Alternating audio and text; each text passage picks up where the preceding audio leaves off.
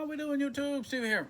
Oh, from the house today. I was going to do a live stream, but for some reason it wasn't wanting to go live. I don't know if I'm not getting very good reception enough to go live because I didn't have only a couple bars. My laptop was working okay, but maybe it wasn't enough to go live. I'm uh, I'm back here in the woods, and sometimes Verizon doesn't like to work real well when I'm way back here in the woods. But I'm just sitting here in the little house in the woods. Thought I'd do a quick live stream, but I'll just do a recorded video. It'd be all right. Give you an update on what's doing. We got the hopper door put back together, and it's all put in and doing good. And we have the tarp's working like it's supposed to. That's good.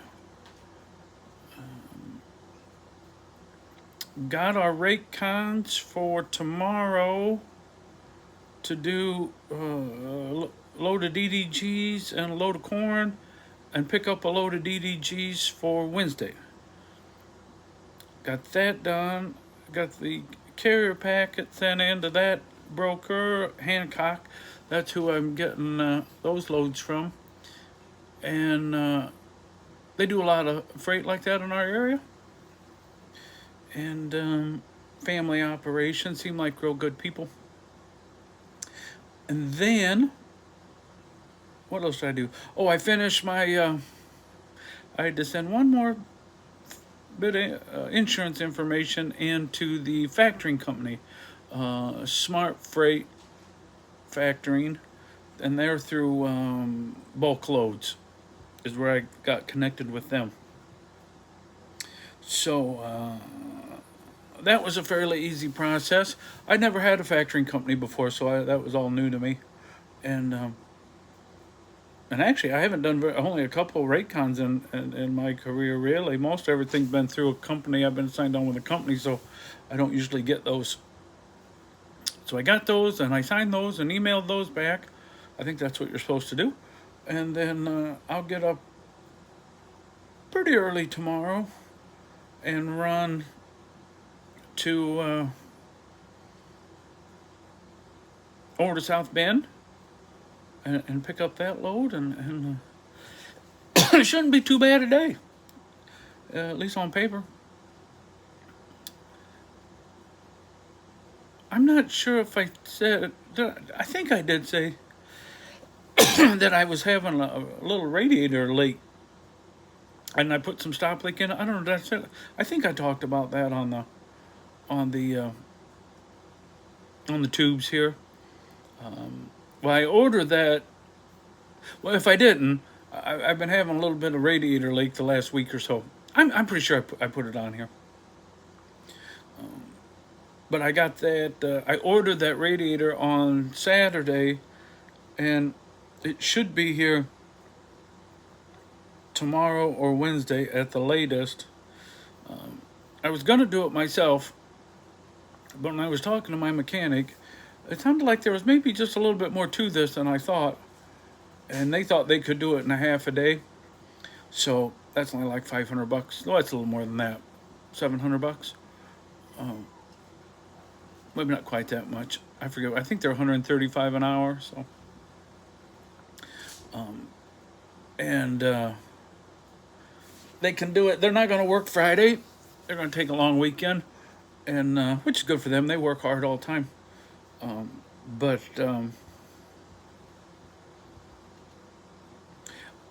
if I get I won't have them do it till Monday. I was going to say I could have them do it Wednesday. And then if the ethanol plant is closed, I could actually run a long one for JB over the weekend. But if they're not, or regardless, I should say, regardless, I'll have them do it Monday, and then I'll go get loaded in the afternoon.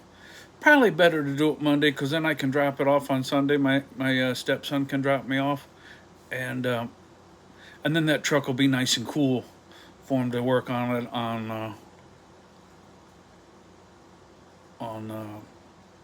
Monday, rather than, because they said, well, if you get it in Wednesday in the morning, we could change it in the afternoon. Then it'd probably be hot because I'd have run a load in the morning. So hopefully I can get 3 days in this week, and then we'll be ready to roll. I don't want to take that truck too far because as soon as I take it too awful far, that's when everything's going to go haywire, and I'm going to be, out on the road spending $200, and the radiator is going to be 3 times as much money. I got it from Peterbilt, though. Actually, the Peterbilt price was as good a price as anybody. Now, there's 2 different ways to do that radiator, I learned. You can buy just the radiator. My bedtime alarm just went on. You can buy just the radiator, and it was like $850 from Peterbilt. That was aftermarket. That wasn't OEM. Or you can, they call it caged. A caged radiator is, if you guys have ever looked at your radiator, there's that metal brackets and everything that it sets in. You can buy it like that, in that, all those brackets, and they call that caged.